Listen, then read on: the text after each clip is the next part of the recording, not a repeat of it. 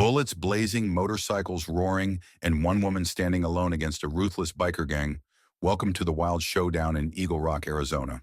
When Sarah Henderson, a fearless ex-Navy SEAL, stopped for gas at an old station, she never expected she'd trigger a battle against corruption, cartel drug lords, and a criminal sheriff. Guns, guts, and gritty determination collide in a heart-pounding story that plays out like a classic Clint Eastwood movie, filled with twists that'll keep you glued to your seat. Can one retired warrior really save an entire town from dangerous outlaws and shadowy cartels? You'll have to hear every gripping moment to find out who survives the explosive finale. If you're a fan of stories that celebrate courage, honor, and American resilience, just like the timeless westerns and action films you grew up watching, make sure you subscribe. Now join us and keep great stories like this coming your way. Sarah Sparrow Henderson guided her black Kawasaki Ninja motorcycle off Highway 87 and into Rogers gas station on the outskirts of Eagle Rock, Arizona. The late afternoon sun hammered the desert with unrelenting heat, and wave-like mirages shimmered off the pavement as she slowed to a stop. Though she wore casual riding leathers, there was a coiled tension in her posture. 15 years as a Navy SEAL had trained her to notice every detail in new surroundings. Sam "Doc" Rogers, the station's owner, peered through the dusty window from behind his counter. His hair was salt and pepper, and the lines on his weathered face spoke of long years in service. He had once been an Air Force pararescueman, and that unique sixth sense told him something about the way Sarah parked her bike scanning the empty lot was different. Like him, she was no stranger to danger. Sarah dismounted, taking in the rundown state of the pumps and the chipped paint on the station sign. This stop had been meant as a quick break, just a place to refuel and escape the scorching desert heat. But the wariness in her eyes suggested she was ready for anything. In the corner of her vision, she spotted a battered security camera perched near the roofline. Wires hung loose, indicating the camera probably no longer worked. She slid through the door, her footsteps echoing on the cracked linoleum. "Hot one today," she said casually. "Always is." Rogers's tone held a hint of respect. "Coffee's fresh. Got a cooler of ice water in the back if you need to cool down." A ghost of a smile flickered across Sarah's face. She recognized the manner of someone trained in special operations, calm, direct, and watching her with a certain professional courtesy. "Thanks, Doc," she replied, surprising him by using his old call sign. His name patch on the wall behind him read, "Sam "Doc" Rogers, USAF, Ret." He nodded, understanding she'd put together the clues. Sarah had just selected a bottle of water from the cooler when three motorcycles rumbled into the lot with engines loud enough to rattle the windows. Instinctively, Sarah tensed, setting the water aside. The door banged open, and in sauntered three members of the Iron Jaws motorcycle gang. Their leather vests bore a snarling, wolf-like emblem with metallic jaws, but the emblem was stylized to look like it could shred steel. Each of their patches read, "Iron Jaws, MC." Leading them was Marcus Torch Delgado, a tall man with a ragged scar crossing his forehead. Flanking him were two lieutenants, a skinny, jittery man, the gang called Scorpion, and a huge, stocky figure with bulging arms who went by Rhino. The three spread out in the small store, an air of territorial dominance about them. Rogers tensed behind the counter. "Afternoon, gentlemen," he said carefully. Though there was little warmth in his tone, Torch let out a low chuckle, flicking his gaze across the sparse aisles, finally settling on Sarah. "Well, look here. A lonely traveler." He gave an oily grin. "Nice bike outside, but it goes fast." Sarah remained quiet. She recognized the posturing, classic intimidation routine. Scorpion let out a hacking laugh. "Hey, Torch, you think she knows whose turf she's on?" Rhino circled around, apparently fascinated by the bullet scars on the counter's side panel. "You see, Lady Torch continued, this station's part of the network. Our local sheriff, Sheriff Bowden, lets us handle, shall we say, the town's security needs. Folks pay us to keep the riffraff out, and that includes passers-by who don't show respect." Rogers swallowed. "I already paid you this month," he said quietly, a tremor of anger in his voice. "You're here to collect early." Torch took a step toward the counter. "Sheriff Bowden said you missed his monthly business association meeting." "That's a bad look for you, Doc." "A real bad look." Sarah watched from her vantage near the store's far wall. Torch's posture suggested he was used to people cowering. Rogers didn't cower exactly, but he looked weary of the routine. She noticed Scorpion's stained fingertips and the faint chemical scent around him. They were dealing with more than just local thugs. The tattoos on Rhino's arms indicated prison time. Torch picked up a small display of chewing gum and let it drop to the floor. An intimidation tactic. "Clean that up, old man," Sarah's voice cut through the tension. "Why don't you pick it up yourself?" Torch paused, turning to face her fully. "You got a smart mouth, lady. I'm not sure you understand how things work in Eagle Rock.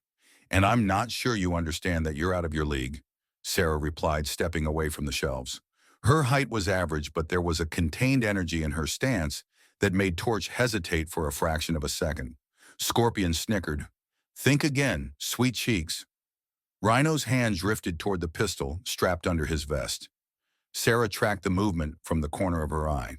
She estimated she could disarm him in under 2 seconds if needed. Torch made a dismissive noise.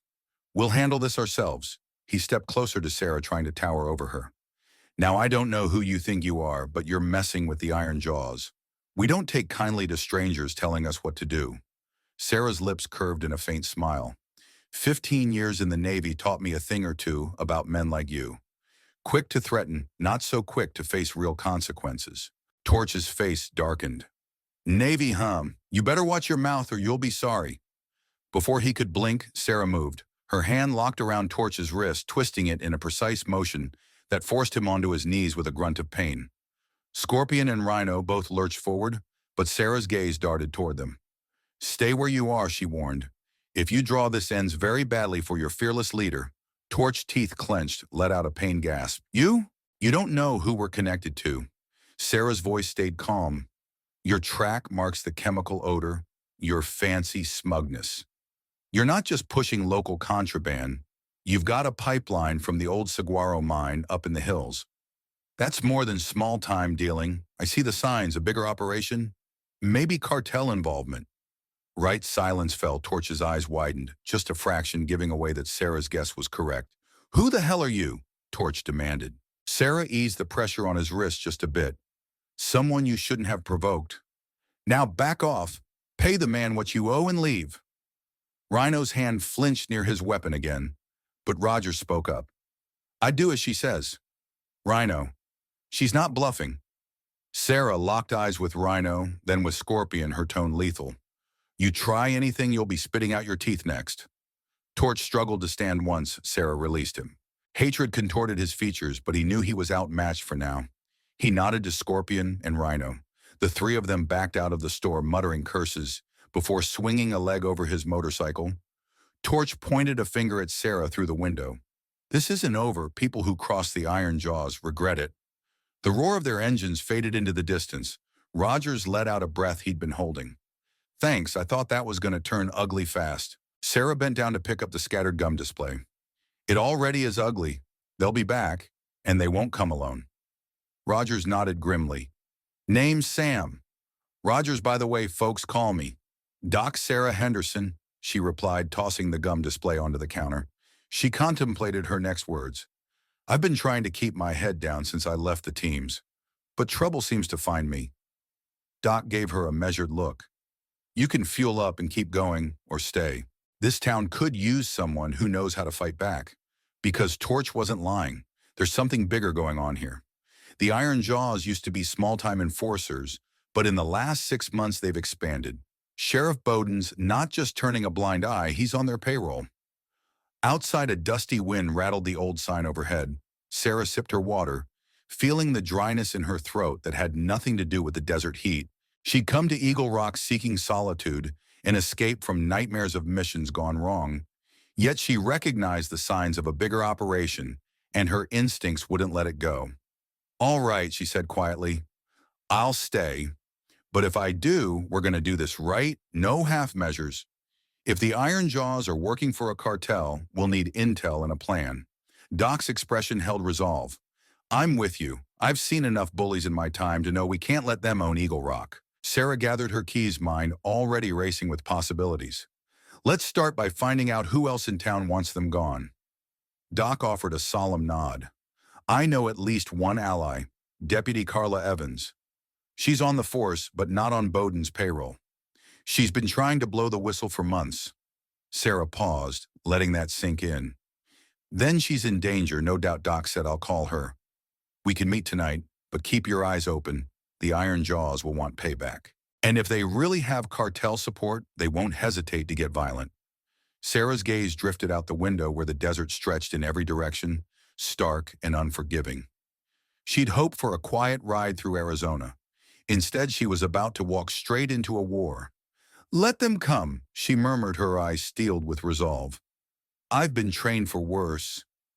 As the last rays of sunlight slid behind the Red Rock Hills, Sarah stepped back outside. She felt the hush of the desert evening settle around her. Though she was no stranger to conflict, a weight pressed on her heart. More violence was inevitable. But if the Iron Jaws and their masters were terrorizing Eagle Rock, she wouldn't just drive away. This small town deserved a chance to fight back. Across the desert, the Iron Jaws roared toward their hideout, Torch nursing a bruised ego and an injured wrist. He couldn't stop thinking about the woman at the gas station, a female ex-Navy type. She had made him look weak in front of his men. That was unacceptable. He yanked out his phone. It's me. We got a problem, he snapped into the device. Some outsider who knows too much. Yeah, I'll handle it. Don't worry, no one takes the Iron Jaws lightly in Eagle Rock. Already in her mind, Sarah was preparing. She had no illusions that taking on a biker gang with cartel connections, plus a corrupt sheriff, would be simple. But the old warrior spark had rekindled. She felt the old sense of mission flaring to life. This was a new battlefield, but the rules of combat were the same: intelligent strategy and absolute resolve. That night, the desert sky glittered with stars, a vast tapestry above the silent highways.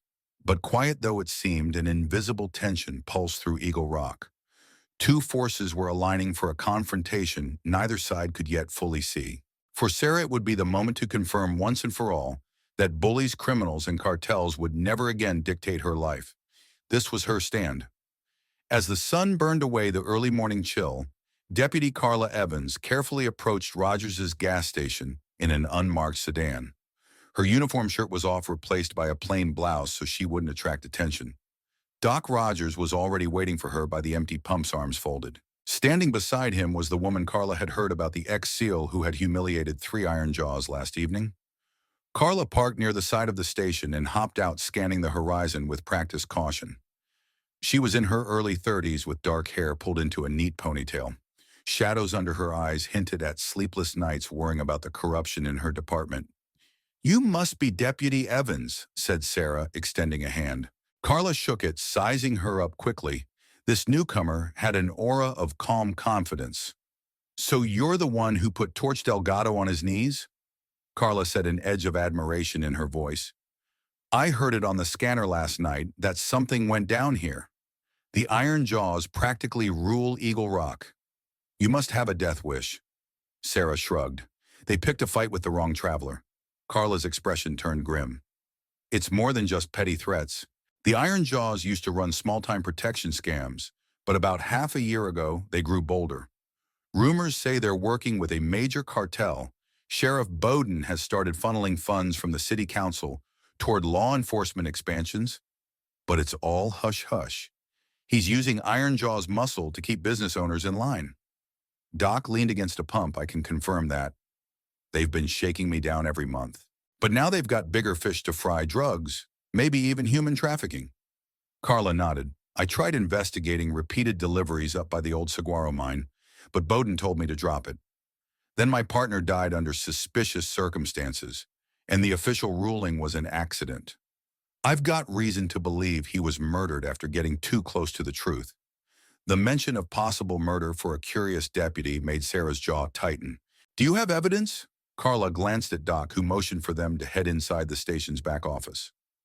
Once behind the cluttered desk, Carla fished out a thumb drive from her pocket.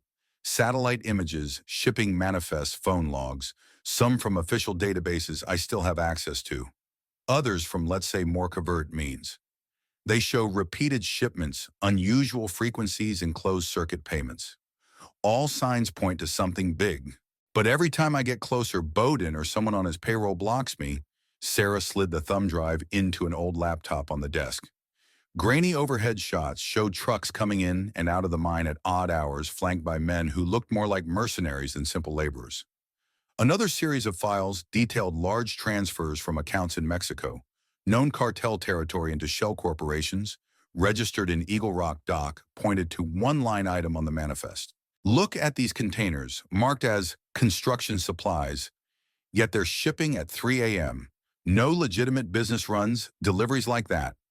Sarah recognized the pattern. I've seen this overseas.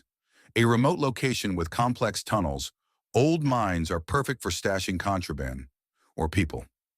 If you control the local law enforcement, you can funnel large-scale drug shipments or human trafficking victims right under everyone's noses. Carla shut her eyes momentarily, then opened them, resolve burning. So you'll help me bring them down. Sarah exhaled, leaning on the desk. The last thing she wanted was to be dragged into a war, but she couldn't walk away. I will. But we need a plan, intel on the players, safe spots to operate from, ways to circumvent Bowden's watchers. We can't just storm in. They'll have manpower, weapons, and local support. Carla gave a short nod. I know a place to talk to people who see and hear everything without attracting attention. Rosita's Diner in the center of town. The locals confide in Rosita Alvarez. She's been there for decades and she's discreet. If we're looking for allies, that's our first stop. That afternoon they drove into Eagle Rock in Carla's sedan, Sarah in the passenger seat. The town's main street was a single stretch of small shops, each worn at the edges by desert winds. Rosita's Diner greeted them with a cheery neon sign. Inside, a single waitress bustled about. Few customers sat in booths. Above the hum of a dusty ceiling, old country music played. Rosita, herself a silver-haired woman with watchful eyes, noticed them immediately. Carla introduced Sarah, and the older woman beckoned them toward a booth away from the window. I hear rumors, Rosita said quietly, pouring them coffee. The Iron Jaws have grown vicious, and folks say we got a new face who stood up to them at Rogers's station. You must be the ex-military woman stirring the pot. Sarah sipped her coffee. They started it, but I plan to finish it if possible. Rosita gave a wry smile. Careful Torch, Delgado doesn't take defeat lightly. And whoever's backing him is even worse. Her smile faded. I know half a dozen families who've lost loved ones in the last months. Disappearances, no trace. The sheriff's official stance is that they left town, but we know better. A half-stifled sob from the other side of the booth caught Sarah's attention. A young mother, eyes red, sat hugging herself. Rosita placed a gentle hand on her shoulder. Marta's daughter, barely 19, vanished 3 weeks ago. Sheriff Bowden told her to stop asking questions. Carla grit her teeth.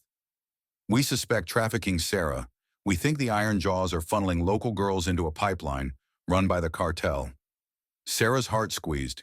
She pictured the faces of civilians she'd rescued overseas from terror groups. She'd joined the Navy to protect the innocent. That sense of duty flared anew. We'll stop them, she said softly, meeting Marta's eyes. I promise. Rosita nodded gravely. If you're going after them, you should know the Iron Jaws are preparing for something big in 3 nights. They've forced every business owner to attend a so-called safety meeting at the community center. Word is the sheriff's making an announcement about new regulations. Everyone suspects it's just another way to control us.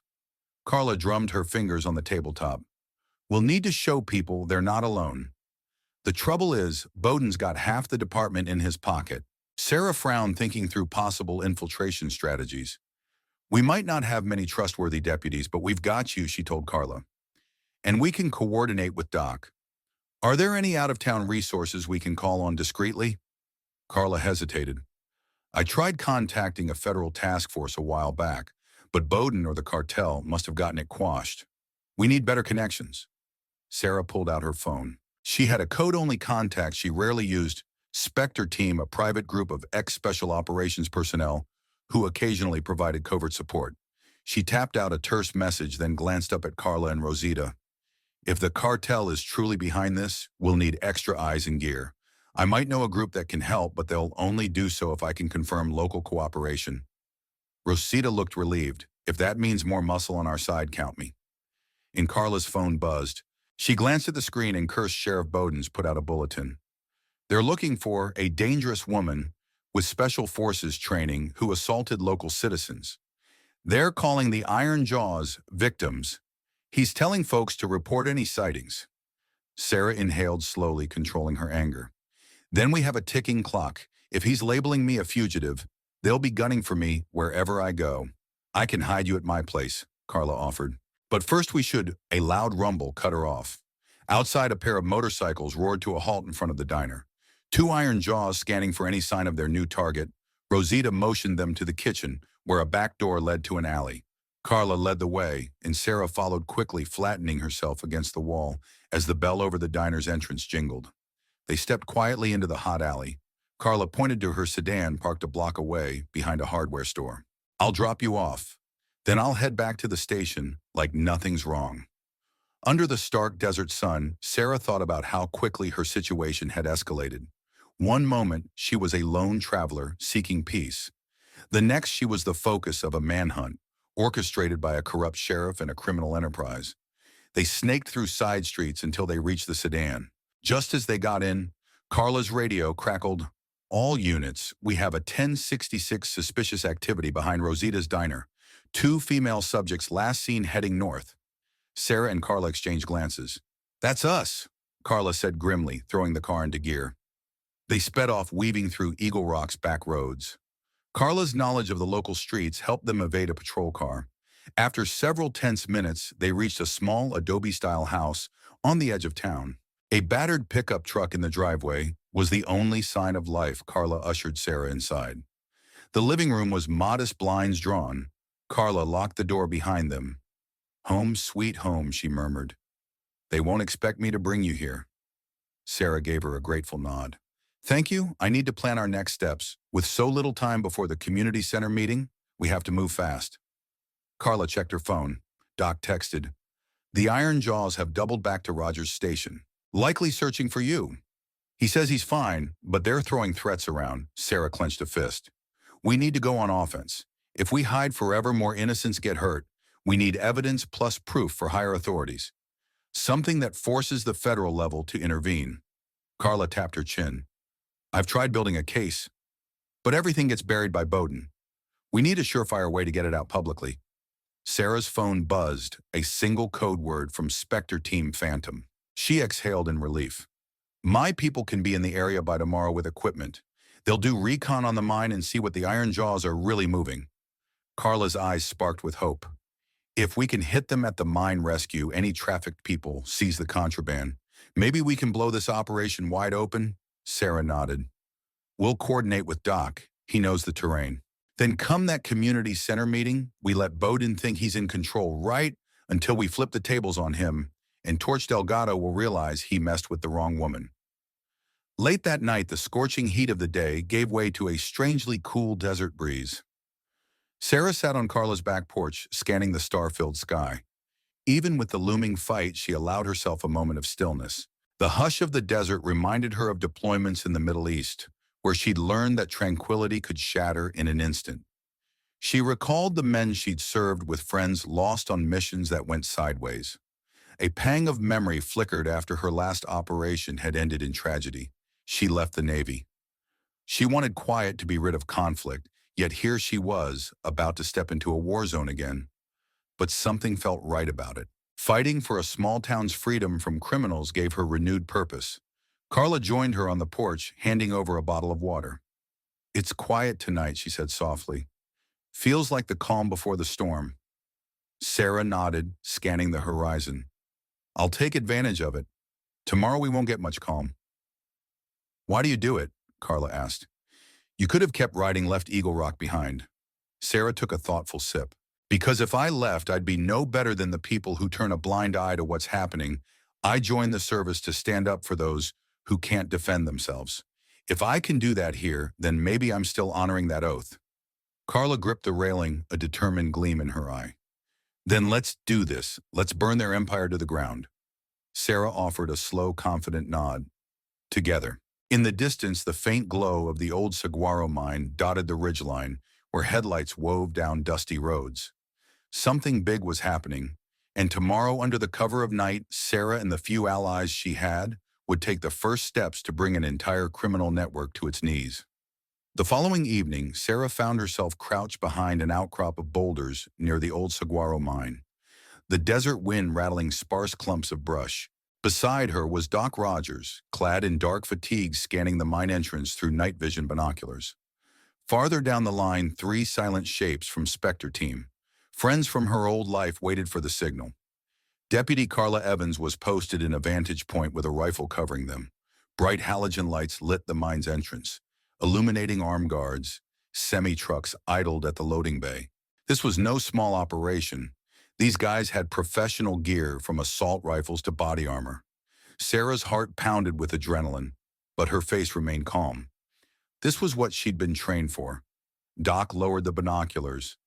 They've got at least a dozen men patrolling outside, possibly more inside. Sarah nodded. Spectre Team radio check. A soft crackle in her earpiece. We're set. Sparrow came. The voice of her friend, call sign. Raven charges placed on the rear exit. Once they try to run, we seal them in. Sarah exhaled. Deputy, how's it look from your vantage? Carla's hushed voice. Roads are clear. No sign of Sheriff Bowden's men yet, but it's only a matter of time. Sarah flexed her gloved hands, adjusting her grip on her carbine. When we move fast. Secure the area, gather evidence. If there are any hostages, we prioritize rescue. Doc toggled the radio. On your mark, Sarah. She waited for the perfect moment. The truck engines thundered cover noise for them to slip closer. Go, she whispered. They advanced in a disciplined rush. Doc neutralized a sentry with a swift strike from behind, while Sarah dropped a second guard with a suppressed shot. Spectre Team engaged two more near a forklift. Shouts broke the desert night as the gang's men scrambled to respond, muzzle flashes lighting up the perimeter. Sarah felt a bullet zing off a rock near her shoulder. She pressed down behind a rusted metal drum, returning fire. In the confusion, the exfil truck revved up to flee. Carla's rifle cracked from her hide, and the truck's front tire blew out. It lurched, skidding sideways. More gunfire erupted. Torch Delgado's voice rose above the chaos. Stand your ground. Don't let them inside the mine. Sarah recognized Torch's bellow. She signaled Doc to flank left. She signaled Raven to cover the main entrance. They pushed forward in a wave of well-coordinated aggression. The Iron Jaws and their hired guns might outnumber them, but they lacked the discipline of a well-trained team. Within minutes, they had control of the loading area. Spectre Team placed jammers to prevent the Iron Jaws from calling for backup. Torch forced, back ducked inside the mine tunnels with his men. Sarah motioned to the others and they followed swiftly. Inside, fluorescent lights buzzed overhead. Crates of packaged drugs lined the walls. So did smaller crates that looked built for human cargo. Sarah's stomach twisted. She approached one crate with a pry bar and found it empty, but recently used. Doc stooped over a ledger on a makeshift desk. Look at these codes, dates, shipments, even names. This is the smoking gun. Sarah scanned the next corridor. We'll get it to Carla. Have her push it to every federal contact that isn't compromised. Torch must be deeper inside, maybe with hostages if there are any left. They advanced, checking side rooms. The entire operation was a labyrinth of tunnels. At every turn, a few of Torch's men popped out to fire. But Spectre Team's training prevailed. Gunshots echoed in the cramped corridors. Clouds of dust drifted through the stale air. Finally, they reached a secured hatch. The metal door was locked from the inside and a small speaker above it crackled. You want in here, I'll kill them all, if you don't back off. Torch's threat hung in the air. Sarah pressed her ear to the door. Faint sobs were audible from the other side. Hostages. She gestured for quiet. Then she keyed her mic voice cold. Torch, you think killing innocent people is going to save you. You're only digging your grave deeper. His laughter grated through the speaker. I remember you from Rogers' station. You made a fool of me. Now I've got the upper hand. So how about you walk away? Or these folks die tonight. Sarah's mind worked fast. She motioned for one of the Spectre Team operators to set a small breaching charge. The operator, a slim figure named Nova, carefully placed it along the hinges. With hostages inside, Sarah couldn't risk a direct explosive breach that might harm them, so she had to be precise. She clicked her mic on local channel only. Nova shaped it away from the interior. On my signal, Torch's voice cut back in low and menacing. Don't test me. Sarah spoke loud enough for the speaker to pick up. All right, Torch, let's talk. She nodded to Nova. We don't want anyone to get hurt, but if you think we're leaving, you're mistaken. Open the door, let them go, and maybe we can cut a deal for your life. A bitter laugh. Don't insult me. I know how this ends. The cartel will kill me if I let you take the product, and you'll kill me if I don't. So I might as well take some trophies before I go. Time was running out. She heard a woman cry out, "Please don't," followed by a scuffle. That was enough, Breach, Sarah hissed into the local mic. Boom! The shaped charge blew the hinges, the door sagging in its frame. Sarah and two Spectre team operators kicked it in, fanning out with weapons raised. Torch stood behind three terrified hostages, pistol pressed to the temple of a teenage girl. A handful of iron jaws, men aimed assault rifles from behind crates. Gunfire exploded in the cramped room. Spectre team responded with lethal precision, dropping all but one of Torch's men in seconds. Torch ducked down, dragging the girl as a human shield. Sarah locked eyes with him, adrenaline spiking. Torch let her go. He sneered, pressing the gun to her head. Stay back, or she dies. The teenage girl whimpered, tears streaming down her face. Sarah could see Torch's hand trembling. She also saw a fleeting chance he had to shift his aim if he wanted to fire accurately. Sarah acted on pure reflex. She fired a single shot into Torch's forearm. He screamed, dropping the gun. The hostage tore away from him, collapsing into Nova's arms. Sarah lunged, disarming Torch entirely, twisting him, face first, to the ground. He was still cursing, blood on his arm. You don't know what you've done, Torch snarled. The cartel will send someone else. Someone worse. You can't stop them all. Sarah pinned him, feeling her heart pound. Watch us try. She cuffed him, glancing at the shaken hostages as the others freed them. You're going to answer for every life you destroyed, she said, and so will your puppet masters. Outside, fresh gunfire erupted from the surface. Carla's voice crackled. Sheriff Bowden and half the department just rolled up with lights flashing. They're blocking the exit, claiming you're the criminals. Sarah motioned to Nova, secure Torch here. The rest of you, let's move to the entrance. Doc and the other operators hustled up the tunnel.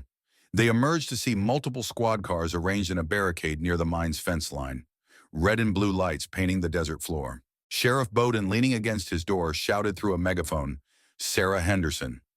You're under arrest for armed assault and kidnapping. Surrender immediately or we'll open fire. Spectre team took defensive positions behind crates. Carla from her vantage radioed Sarah. Don't worry, I've got statements from the rescued hostages. We have recordings in the ledger. If we can force Bowden's men to stand down, federal authorities will have proof. Sarah toggled an external loudspeaker she carried. Sheriff Bowden, we've taken down a major trafficking ring. We have hostages here rescued from Delgado's men. We have evidence linking you to the cartel. Stand down or be charged with obstructing justice. And worse, Bowden's face darkened in the strobing lights. He barked orders and a group of deputies advanced, but some hesitated, confused by the mention of hostages. The ex-SEAL's voice crackled again. Check inside. There are innocent civilians who need medical attention, or do you want them to die for your cover-up? An uneasy murmur passed through the deputies. Bowden snarled, Don't listen to her. She's lying. Just then, one of the freed hostages, a woman in her mid-20s, emerged from the mine entrance, arms raised. He's lying, she screamed, tears streaming down her face. They saved us. We were locked in cages. Delgado threatened to kill us. Bowden's expression twisted with panic. Some of the deputies lowered their weapons. They recognized the woman as a missing local. Another hostage followed. Then the teenage girl. The entire blockade wavered. Furious, Bowden aimed his sidearm at Sarah's group. Anyone who moves, I'll... A single crack rang out. Carla, from her sniper perch, had fired a warning shot that struck the ground near Bowden's foot. Dust kicked up. He froze, eyes wide with alarm. Stand down, came Carla's furious voice through a loudspeaker. Sheriff or not, if you threaten these civilians, you're done. At that moment, a new sound filled the night, the thump-thump of approaching helicopters. Sarah recognized the silhouette of federal agency aircraft. She and Spectre team had sent data from the ledger to every authority contact they had. It must have finally cut through the corruption. Within minutes, uniformed federal agents in tactical gear rappelled out, ordering Bowden and his loyal deputies to drop their weapons. Some complied, others hesitated. Bowden himself tried to flee in his car, but Carla's bullet blew out his front tire. He plowed into the side of a boulder with a grinding screech, bringing his attempted escape to an embarrassing end. By dawn, the entire area was abuzz of law enforcement. DEA and FBI agents combed through the mine torch. Delgado was hauled away in shackles, howling about retribution. Bowden was likewise placed under arrest, his reputation in tatters. Meanwhile, traumatized hostages received medical aid. Sarah watched as Carla gave statements to the federal officials, turning over all the evidence, collected shipping ledgers, recordings, testimonies from the survivors. Doc helped the FBI bag contraband, while Spectre team retrieved their specialized gear. Finally, a tall agent approached Sarah, shaking her hand. "Commander Henderson, we've heard a lot about you. Thank you for your service here. This evidence is going to bring down some major cartel players." Sarah glanced around at the rescued hostages being reunited with tearful loved ones who rushed past the barricades. She felt a profound sense of relief. "Glad I could help," she said softly. Carla joined them, removing her deputy's badge. "I guess I'm out of a job. The department is going to need a complete overhaul." The agent touched her shoulder. "Actually, with your evidence and testimony, you'll be essential in rebuilding trust in Eagle Rock." "We need honest cops," Carla smiled, hugging Sarah. "We did it. We actually did it." Sarah stepped aside, letting the adrenaline seep out of her. This was the closure she'd never truly found after her last mission in the Navy. She had rediscovered her purpose, protecting people who had no one else to stand for them. 2 days later, after hours of debriefings, federal paperwork, and goodbyes, Sarah packed her gear onto her Kawasaki Ninja. The sun was barely up, pink hues lighting the horizon. Doc offered a final handshake expression, full of gratitude. "If it weren't for you, I'd still be under their thumb." "Thank you," Carla stepped up. "You sure you won't stay? Eagle Rock could use someone like you." Sarah gave a gentle smile. "I'm not one for staying put, but now that the Iron Jaws are done and Bowden's out, you have a real shot at making this town safe again?" Carla nodded. "I'll do my best." Spectre team's truck rumbled past. Raven called out, "Our job here is done." "Sparrow, where to next?" Sarah slid on her helmet. "We'll see, maybe somewhere that needs a helping hand." She lifted the visor, giving Carla and Doc a last nod. "Stay safe and watch each other's backs." The engine purred as she accelerated onto the highway, leaving the battered gas station behind. But Eagle Rock was no longer under the yoke of criminals. People walked the streets without fear. Sarah Henderson had kept her personal oath to stand up for those who needed her, no matter how small or desolate the place might be. And though new battles surely lay ahead, for one shining moment, she felt the peace that comes from knowing you've done the right thing. The desert wind whipped past her, the horizon stretching wide open. Sarah pressed forward, ready to face whatever might come next. The memory of Eagle Rock's victory fueling her journey onward. As dawn broke over the Arizona desert, the smoke cleared, revealing Eagle Rock standing tall, proud, and free once more. The cartel had gambled on terror and intimidation, but they'd never counted on Sarah Henderson, a former Navy SEAL, whose courage brought justice roaring back like a classic American muscle car. Townsfolk united to reclaim their freedom, proving that true grit isn't just in movies, it's alive and well in everyday heroes who stand up when no one else will. But this isn't the end. It's the start of something powerful, a community reborn from courage, loyalty, and good old-fashioned American determination. We'd love to hear your thoughts. Do you think Eagle Rock can keep the peace, or will new threats arise? Drop your comments below and let's discuss. If you enjoyed this heart-stopping action and want more stories of bravery, brotherhood, and victory against all odds, hit subscribe and stick with us. Together, let's keep the spirit of the American hero alive.